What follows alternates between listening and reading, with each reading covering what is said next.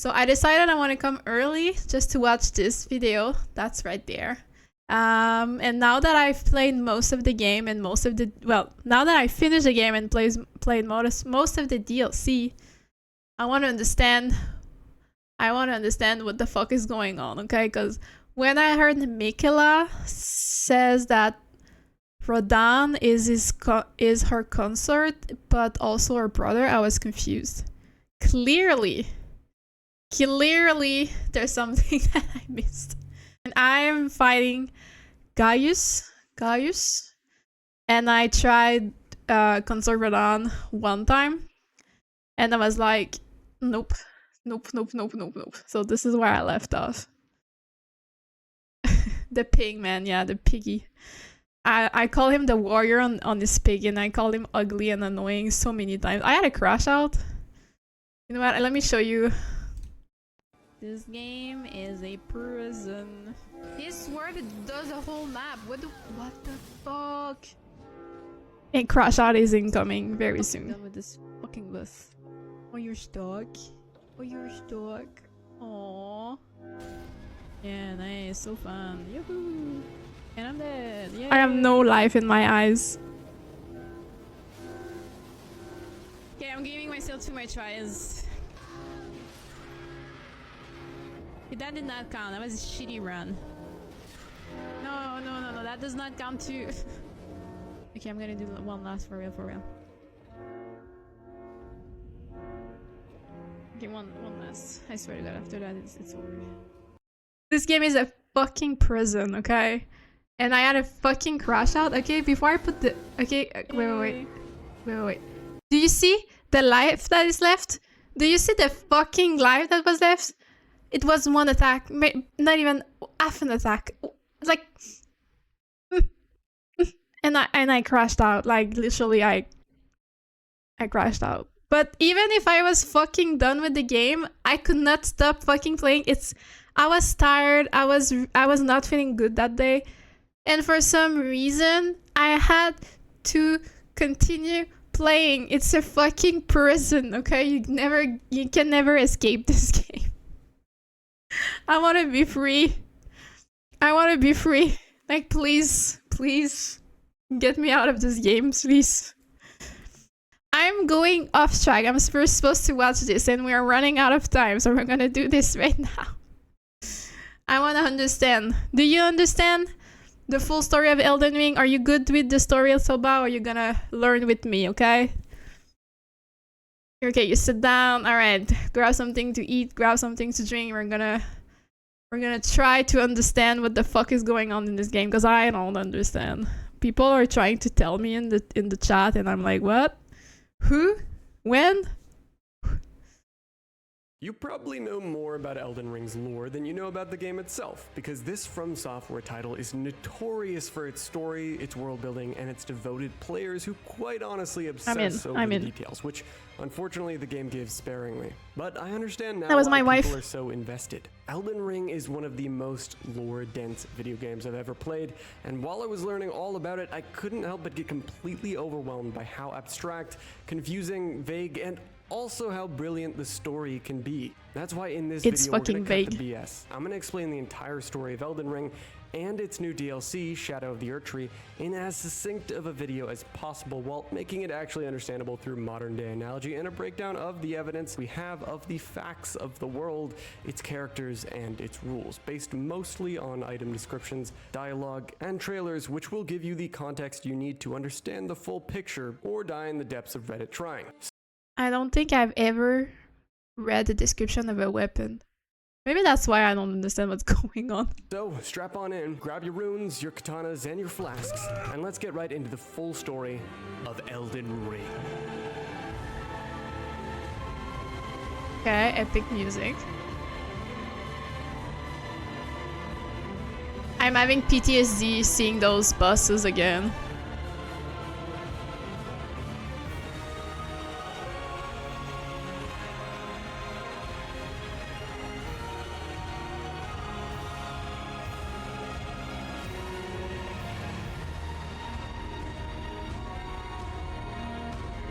God, the music is so epic. I'm in.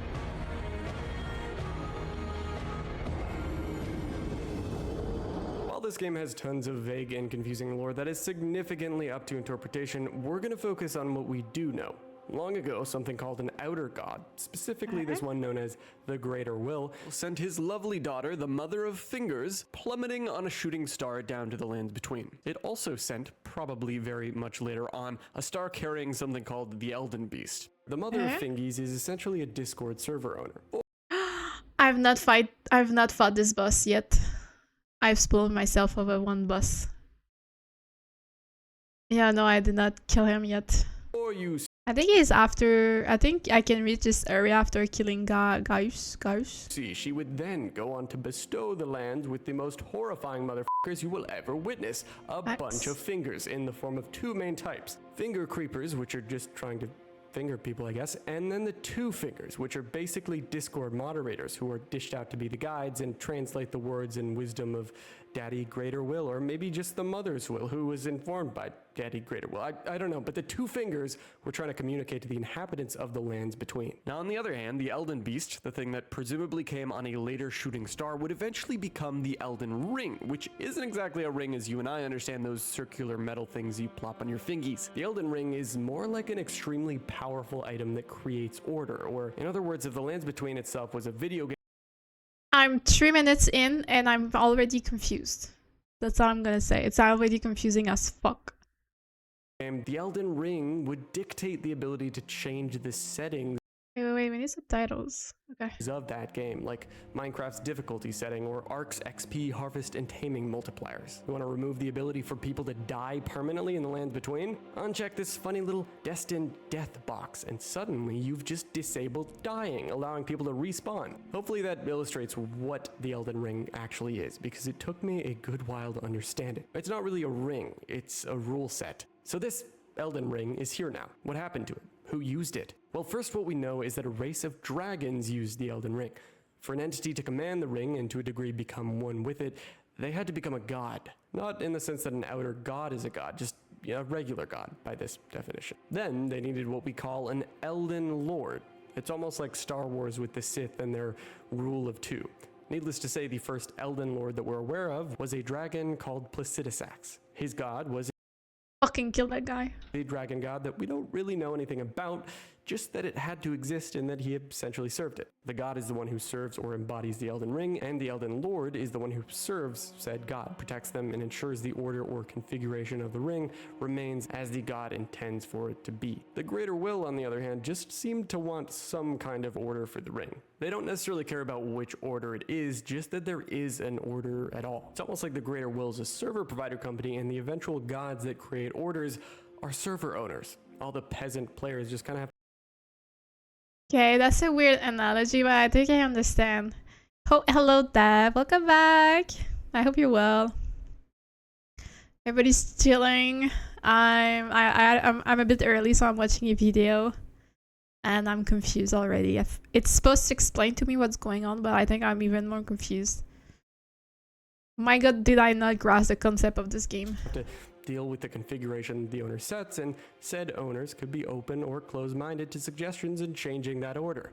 Just hope to God that your outer god isn't Nitrato, or you're f***ed either way. Beyond simplifying these abstract concepts to analogies of the modern video game industry, what happened next with these ancient dragons? Accompanying the dragons were also a race of beastmen, which were given exceedingly high intelligence, wisdom that actually was beyond humanity's later intelligence. How they got this insanely high intelligence, nobody knows, but they used it to create tools and weapons and build the monolithic structure of Fara Missoula, what seemed to be both a burial site and an actual city for the dragons and the beastmen. These beastmen appeared to go through multiple phases of technological advancement, like the Stone Age, and eventually having access to metals like iron. Now, while the beastmen are just kind of vibing, the dragons, as it would turn out, were kind of having some drama. Placidusax was fighting with another dragon, or some kind of wyvern, and a really nasty one at that. Its name was Baal the Dread. The two had an Did I kill the Baal the Dread? I don't think so. I think I only killed Placidusax.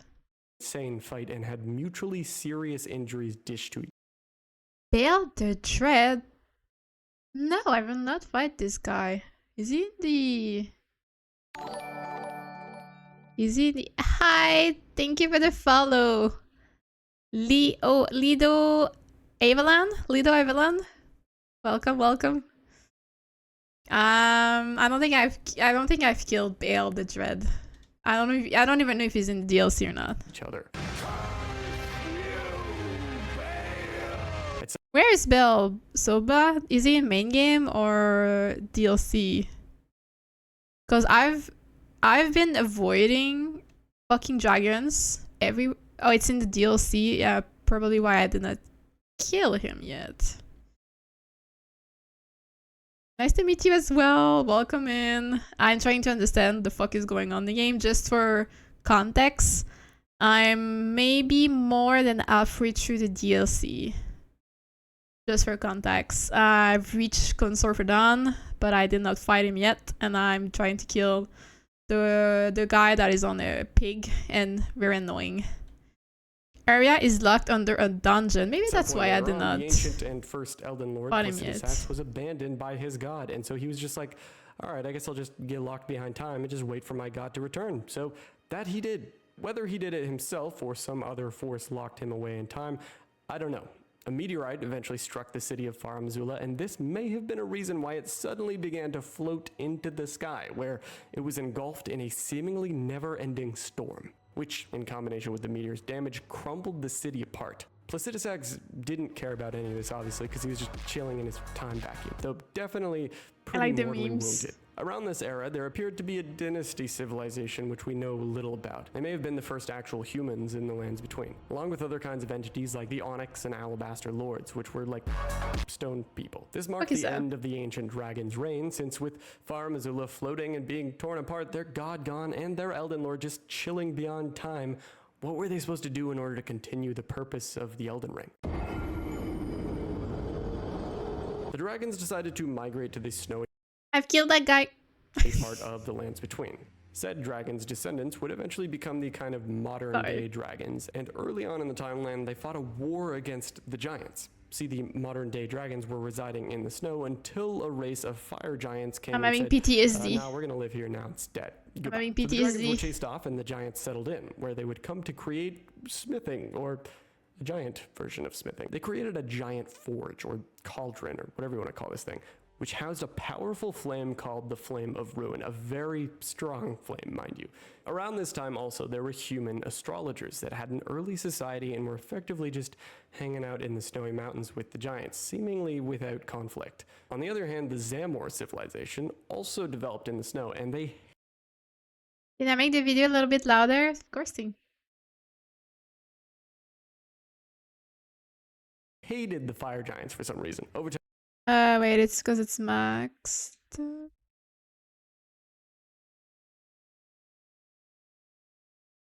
Maybe that's better. the astrological civilization migrated Because there's a limiter on the audio, but might be a little bit. down from the mountains to what would eventually become the Liurnian region. You might be wondering, by the way, who exactly is the Elden Lord right now, or the god for that matter, of the lands between? We don't have concrete evidence for that. All we know is that these civilizations of largely different humans developed and migrated around the landmass. They may have been in undocumented eras of Elden Ring configurations. But before we get into the Elden Ring configurations, it is pivotal that we talk about the Crucible. This is a term thrown around throughout the game with a disgusting amount of vagueness suffocating it. What we get hinted at throughout the game, especially in the Shadow of the Erdtree DLC, is that the Crucible is some kind of near incomprehensible essence by which life, divine. Is the sound better, Soba? Do you want me to make it a little bit louder? Is it good? Gonna listen in and make space in my stash for the extraction part of Delta Force. Good luck. Good luck, because that game is fucking mayhem. Or not, is able to be created from, like a creative mode menu in Minecraft, but probably without the actual user interface because, well, this is an abstract fantasy concept. Whatever the Crucible looks or acts like, it seemed to be viewed by different cultures in different ways. For example, one particular culture known as the Hornsent people viewed it as a kind of spiral, and their architecture and accompanying items of worship towards the Crucible are seen as such, spiraling upwards towards the heavens. The Crucible also gave them horns, which they viewed as blessed and confirmed their belief that they were a chosen people. The Hornsent viewing themselves as a chosen people had some dire consequences for those around them, specifically those who weren't Hornsent. I don't like where this is going. Namely, the shaman people. See, the Hornsent were really into ritualistic sacrificial practices to appease what they thought was the Crucible, and so they actually started to massacre the shaman people since their flesh had a special property to meld harmoniously with others, and was thus good for being turned into a funny substance. They would torture these people, the shaman, and combine them together into big meatballs, and then stuff them into pots to become these saints, as they were deemed lower than the Hornsent, and I guess they just wanted any people around them to become higher beings by being inside of pots. So basically the Hornsent were like Nazi Germany, and I think you can figure out the rest of the analogy. By the Are you telling me that everybody that's in a pot? I mean, every pot that I seen, there's people in it? way, all of this was taking place in what we can easily assume to have been part of the Lands Between at this point. Yes, this information has been confirmed in the Shadow of the Erdtree DLC, which takes place in the Realm of Shadow, but this Realm of Shadow definitely was not always enshrouded in shadow, so it must have been in some way connected to our main landmass, the Lands Between, with some theorizing that it literally occupied the same exact space, being right here in the middle of the other sort of like parts of the land. With that clarified, let's continue. So the Hornsent kept making meatballs out of the shaman people, and they were also working on this Divine Gateway project to create a god. Ah, okay, this is where Mikela and Radon came from. Because I did not fight Radon. I fought him once just to see what will happen. I got scared, so I turned around. But I saw this gate. I saw this. A note here that the DLC puts and base game puts are slightly different lore-wise. Oh, okay. So the puts in the main game are like human, but not the rest.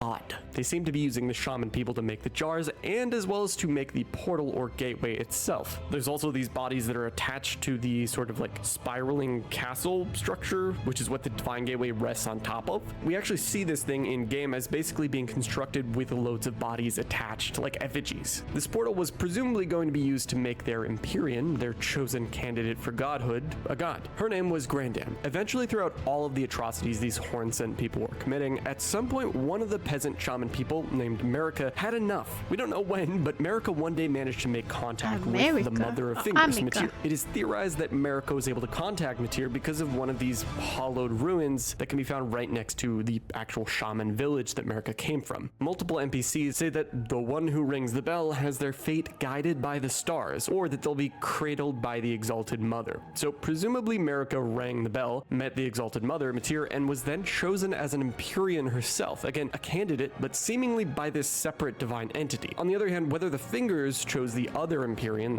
Grandam, or the Crucible and the Hornsent did, it's not really clear. Matir having chosen Marika was separate to anything I don't want to to do be with the spoiled with this Crucible fight. and the I did not Hornsent, fight her acted as yet. a parallel to what they were doing. Marika then being chosen was set on her path to godhood, and here's where things get pretty fuzzy. Marika took note of everything here, right? The sacrifices, the Crucible, the whole let's create a god with this Divine Gateway shit. And I guess she was like, you know what? Why don't I become the god and create a version of the Crucible that is different from this one and doesn't involve sacrificing my people? So basically she did that somehow. We see that in the story trailer for the Shadow of the Erdtree. Marika is walking up steps of corpses and makes it to this Divine Gateway we've been talking about after she pulls out some golden strands out of this fleshy hole of a corpse or something, and then from there gold arose. She got to this point by seducing and betraying her way to the top. I have no idea how. I don't think anyone really knows how, but let's go with it. Also, it's important to clarify that as an Empyrean, Marika may have been given her shadow around this time, which was basically a companion to aid her in her potential ascendancy. In her case, it was this wolf guy named Malekith, which will come in later on. Anyway, after this gold arose and Marika did her weird ritual thing with the gateway, this seemed to create a fundamental landmass changing consequence for the Lands Between. We can I'm confused. Like he's explaining super well, but I'm confused.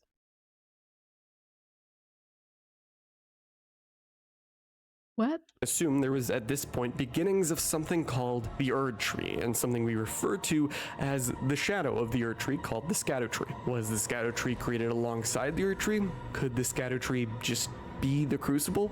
So many questions, so few answers. So the Erdtree begins, and gold has risen. Oh yeah, and Marika's now a god. Focusing on the lands between, let's talk about a pivotal moment around when she became a god, which was that a city named Landale was founded and built around the now existing, albeit perhaps young, Erdtree. With Marika acting as the ruler or god and, representing order, this was now the age of the Erdtree conquest in the lands between. People weren't just going to accept the Erdtree without good reason, so Marika was about to make them understand. She needed some serious strength and an Elden Lord specifically, so she married a barbarian named Horalu. This guy was an absolute tank, known for his strength and might makes right mentality. In order for him to chill out and not be as tyrannical as he had historically been, he decided to take who was once hailed as the Lord of Beasts, Sarash, onto his back, or in other words, a kind of sentient bottleneck for his rage, in the form of this weird spirit lion thing that essentially suppressed his lust for killing. Though Horalu was still dangerous because he's an insane barbarian. Nonetheless, when he made this change, I guess with it, he changed his name, which became Godfrey, the first Elden Lord, which, as you should remember, doesn't actually make him the first Elden Lord. Need we forget? Plus, Godfrey was determined to scour over the land, ensuring that all knew how important and powerful the Erdtree was. We know that in his conquest, he found the Stormlord, which was known as the Stormhawk King, and was super powerful for its epic wind attack, which we really only hear about. A shame, really, because I would have loved to see that thing during its prime, instead of being forced to settle with its presumed descendants, these horrible monstrosities that have knives attached to their feet and try to throw fucking barrels at you like they're playing Donkey Kong. You fucking kidding me? After Godfrey claimed the land that the Stormhawk was seemingly guarding, this was where he had the castle of Stormvale built, which has a big old statue of Godfrey in it to honor the Lord. There was also Castle Morn down south, which Godfrey took over himself and I guess massacred a bunch of people in the process. There's a sword of all the swords of the fallen people that you can actually find there, which seemingly was forged because someone was very, very angry at Godfrey and wanted to avenge their fallen comrades. One of the other threats, though, to Marika's order, and a big one at that, was the army of fire giants. They were still around, and they didn't really appreciate the whole Erdtree just sprouting out of nowhere and those who worshipped and conquested for it to be prancing around the place acting like they were now the rightful owners of the entire lands between. The fire giants themselves had that insanely In my head, the tree always existed, but there was a beginning to that tree. I thought the tree was God or something. I don't know, I'm confused. Powerful flame crucible thing as well, a perfectly useful weapon for burning a giant golden tree. So Marika and her armies were definitely a bit paranoid. Godfrey led a huge war against them, and naturally, the fire giants fought back. In this war, Queen Marika was able to bring many allies to her side, including the trolls, descendants of the giants, which were just like, yeah, we like their tree, so we're gonna fight for it now, as well as the Knights of Zamor, those people I briefly mentioned earlier that really hated the fire giants, and the fire monks, which were a coalition of people that used an incantation to protect Godfrey's army from the flame of the giants. There was apparently some kind of god called the Fell God, which existed inside the giants after Queen Marika herself fought said Fell God, but we don't really know much about its significance beyond that. After the armies of the Erdtree wiped out the fire giants with all kinds of methods, including impaling them with thorny stakes that went through their bodies, like, bro, what the hell? Only one fire giant remained, and he was just like, F you guys. And since Marika... I have PTS fucking D watching that fire giant live on the screen. Oh my god, please, never come back. Couldn't actually stop the insanely powerful flame that existed inside the crucible slash forge slash fire cup pod device thing. She cursed the dude with the eternal babysitting of it. The giants were dealt with, and that made Marika mildly satisfied, but not fully, I guess, judging by what happens later. During this new established era, as people began to accept the Erdtree and the lands between, it at least gave them something in return, in the form of holy sap that seemed to drip off and was collected by the people, having mystical, perhaps healing properties. As part of the Erdtree effectively began to establish real control over the lands, due to, of course, the actions of those who acted on it, like the Queen Marika and her Elden Lord Godfrey, this control would be ever strengthened by the children of the pair. Godfrey and Marika seemed to have about 3 kin around the same time. These consisted of Moog and Morgoth, who were known as Omen twins, which meant that they were kind of cursed with these horrible horns all over them and were banished to live in the sewers. This was going to have dire consequences, but I guess they just hated omens because they were reminiscent of the Crucible era. Regardless, Marika and Godfrey had another child. Godfrey America?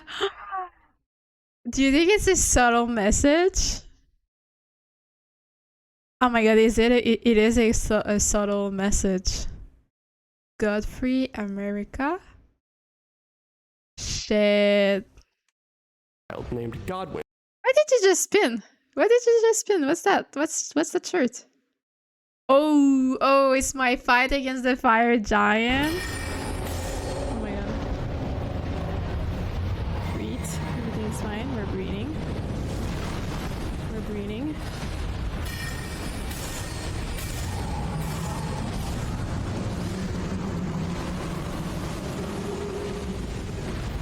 I was so tired after that fight. Like, I had no joy left. I was just exhausted. No, it was not even happiness. I was just exhausted.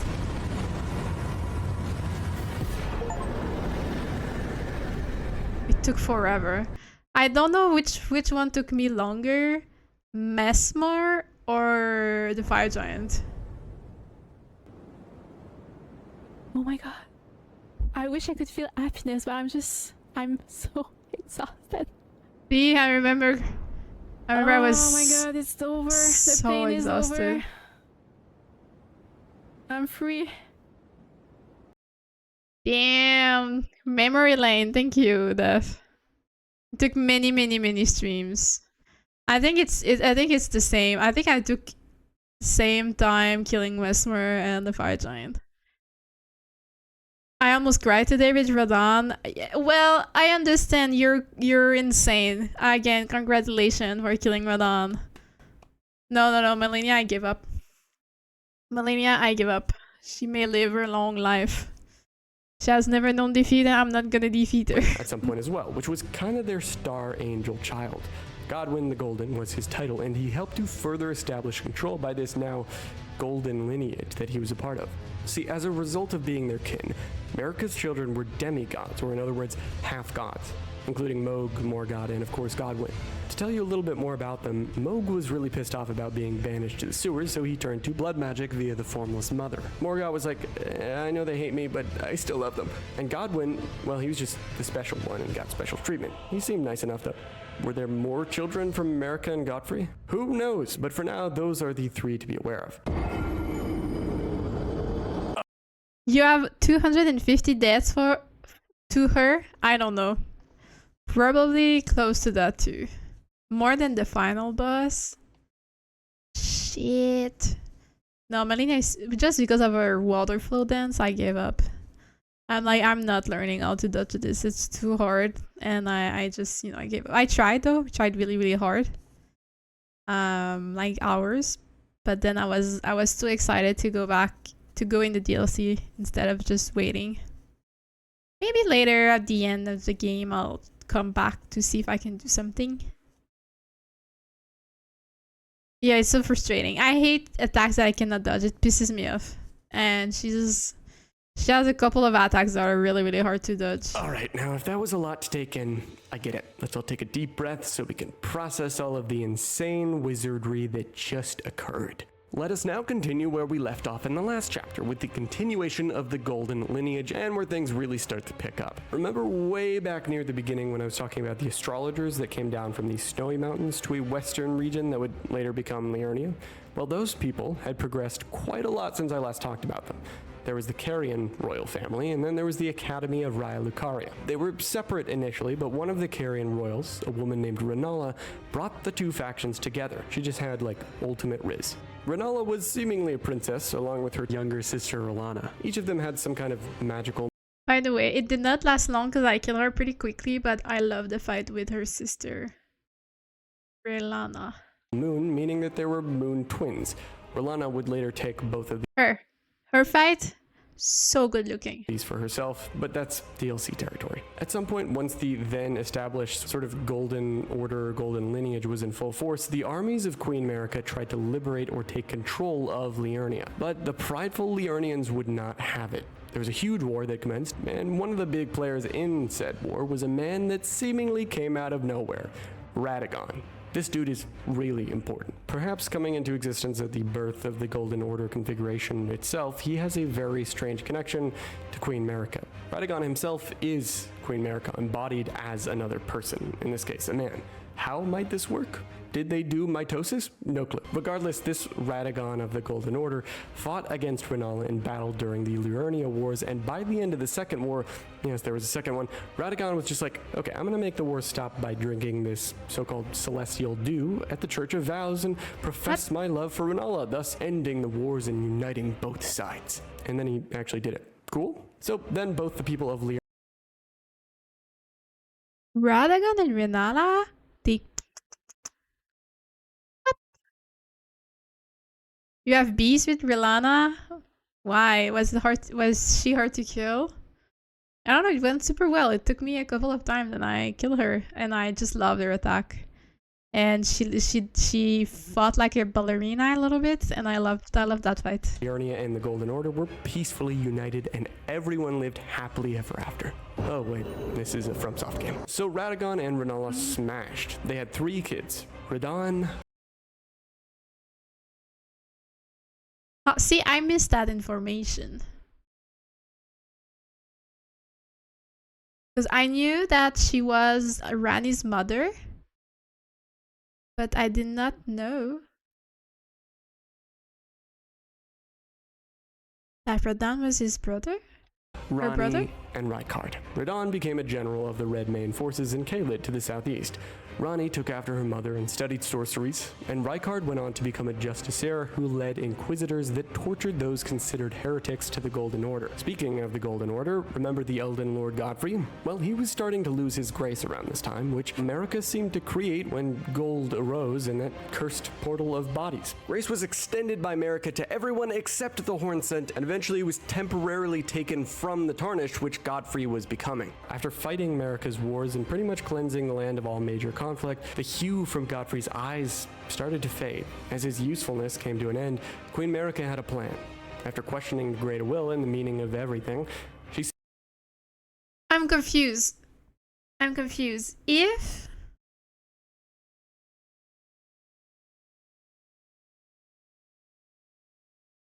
How is Mikela consort of Radahn? Is Mikela the same as Amika or not? America? Whatever the fuck is her only name? wanted to test it. She may have believed that bonds were to be broken and hardships had to be endured to fully understand the truth of the Greater Will. To test said beliefs, she divorced Godfrey and sent him away, along with his tarnished descendants. America's plan is repeated by this woman named Melina as follows. In Marika's own words, my lord and thy warriors, I divest. I miss... Oh my god, I miss Melina's voice. Oh, it's so good. Each of thee of thy grace. With thine eyes dimmed, ye will be driven from the lands between. Ye will wage war in a land afar, where ye... I just noticed the character is green and looks stupid. I miss someone waiting for me at Grace. Yeah, me too. I miss my maiden. Ye will live and die. So with Godfrey banished, along with apparently all of his tarnished warriors, descendants, or whatever homies he left with, and as a lot of the major conflict was totally put to rest, things were chill, until the Lands Between was shocked with a huge scandal. Radagon left Rennala. Why exactly? Well, remember Radagon and Marika were... Wait. Scandal.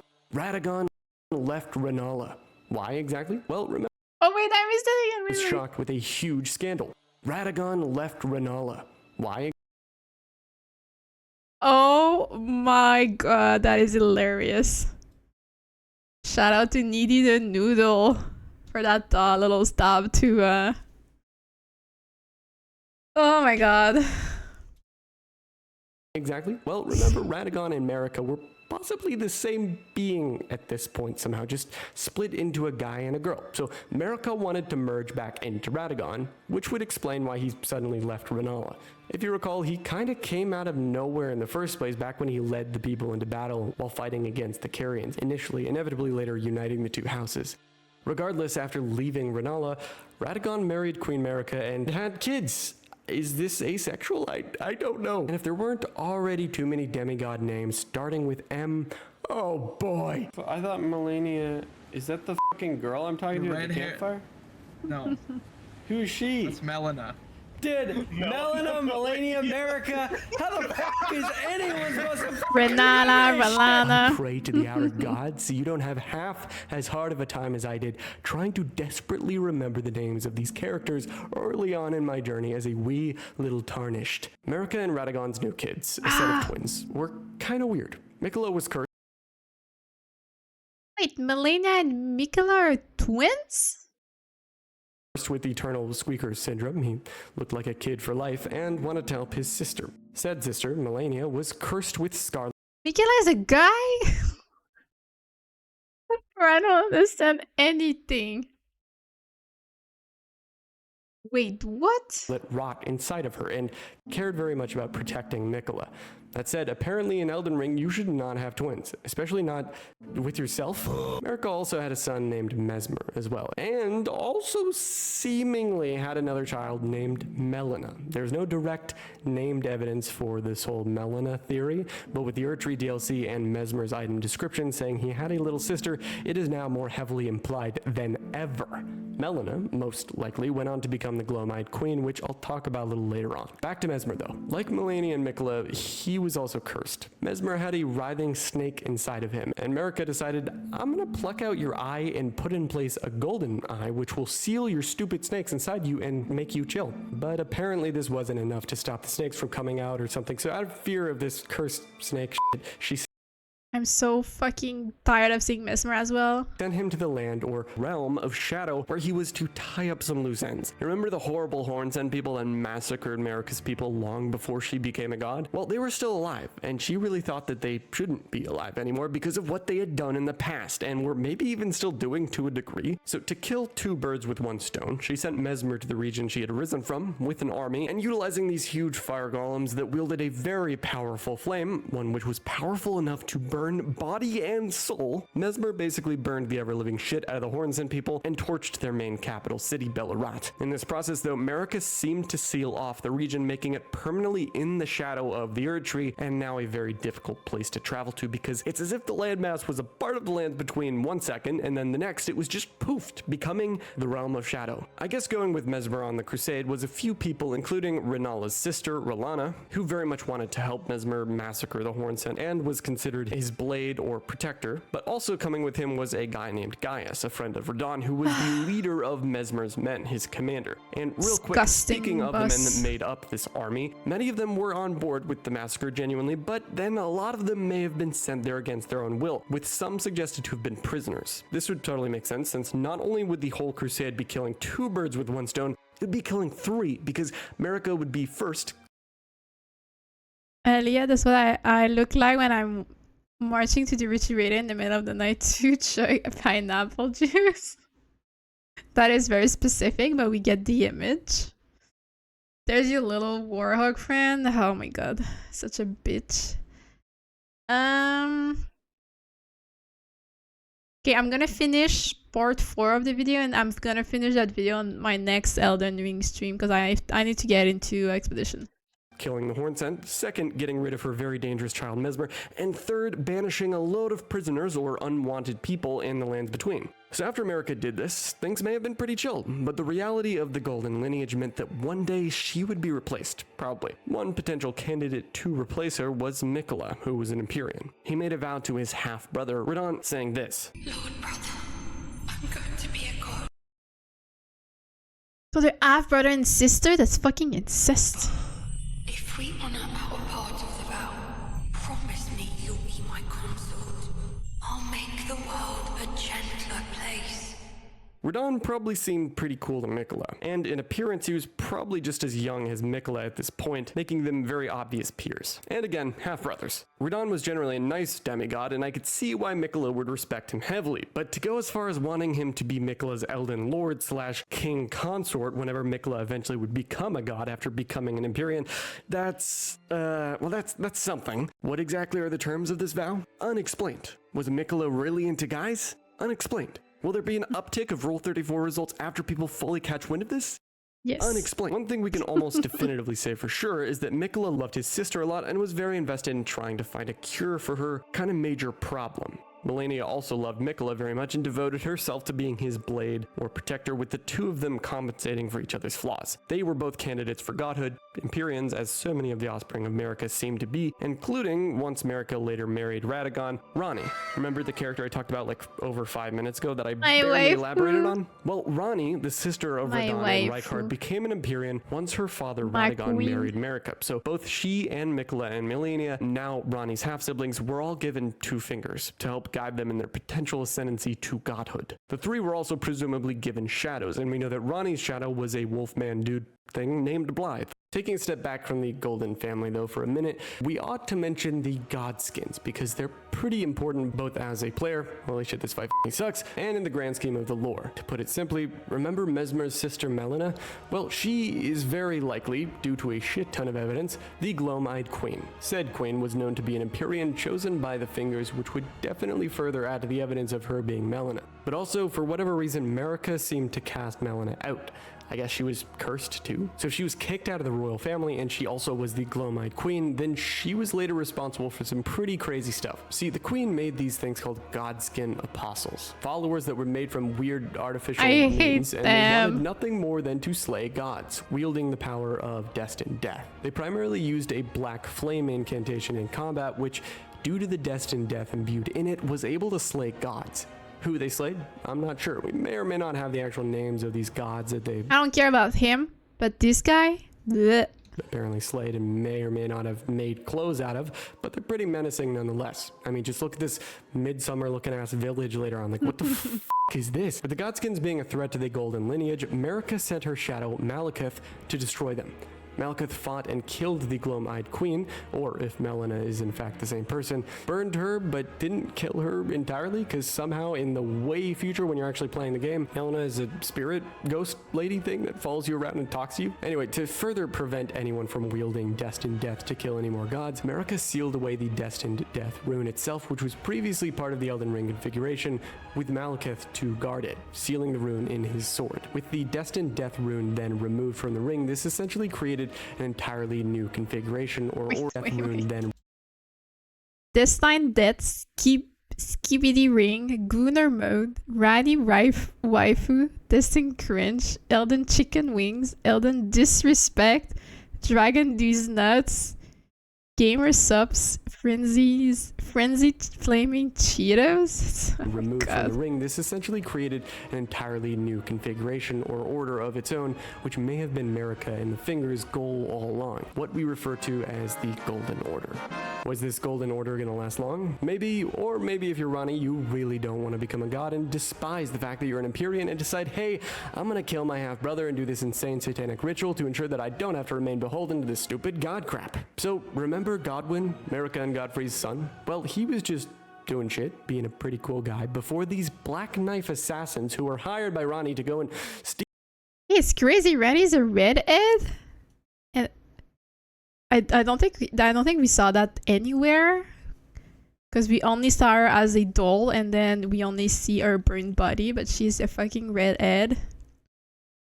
Even more of a A shard of Malekith's sword came and shanked Godwyn with this destined death-infused shard, carving a piece of this death symbol circle into him, while Ranni, on the other hand, also had that symbol carved into her, which caused an insane magic reaction that can only be described as needlessly complicated. Godwyn seemed to lose his soul, while his body was still a vessel for a soul, which is apparently really bad when combined with the whole destined death thing. And then Ranni, on the other hand, kept her soul but lost the tether to her human flesh, at which point she put her soul into a doll's body. Godwyn's body, on the other hand, was discovered and mourned by the Golden family, being buried at the roots of an ancient great tree underground.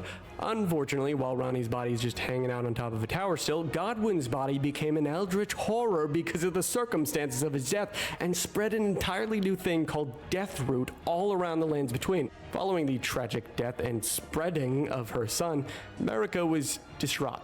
Also, the people of the lands between were like, yo, demigods can die? And a lot of chaos broke out. There was a decent amount of fighting. Demigods like Mikola outright abandoned the Golden Order fundamentalism, which was basically him going, I never cared about this shit anyways, I prefer more overt incest. And everything else was just getting to a breaking point before Marika decided, hey, I'm gonna literally shatter the Elden Ring. The fact people connected the stories were to me, I just bunked the buses. I don't understand. He's explaining the story, and I do not understand. I understand what he's saying, but I don't understand. But I understand. Does that make sense? which she then proceeded to do.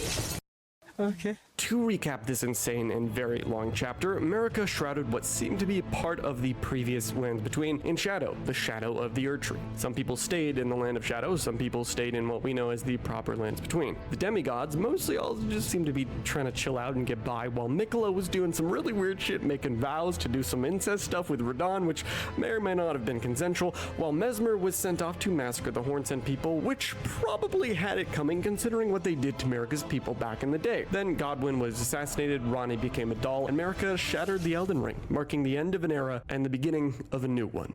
The Shattering. Okay.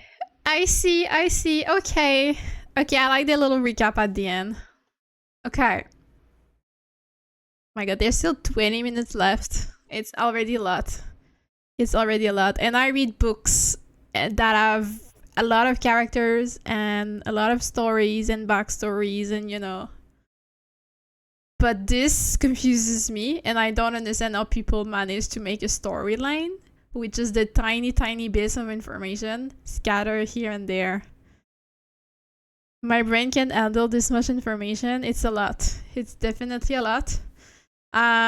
So there's 20 minutes left. I'm gonna finish that video in next week. Before I play Elden Ring on Wednesday. That's what I'm gonna do before we start playing again.